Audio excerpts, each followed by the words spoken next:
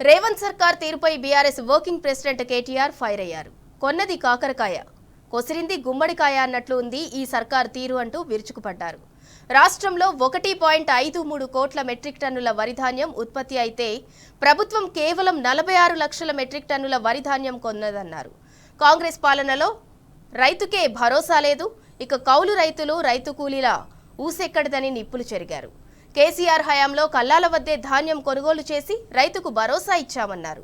ధాన్యం కొనుగోలు లేక రైతన్నలు రోడ్లపైకి వచ్చి ఆందోళనలు చేస్తున్న ప్రభుత్వానికి చలనం లేదంటూ ఆగ్రహం వ్యక్తం చేశారు.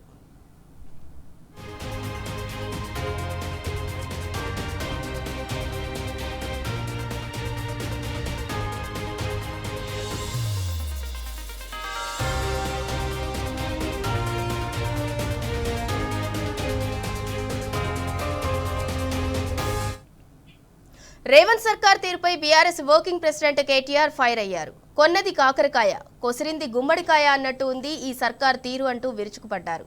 రాష్ట్రంలో 1.53 కోట్ల మెట్రిక్ టన్నుల వరి ధాన్యం ఉత్పత్తి అయితే ప్రభుత్వం కేవలం 46 లక్షల మెట్రిక్ టన్నుల వరి ధాన్యం కొన్నదన్నారు.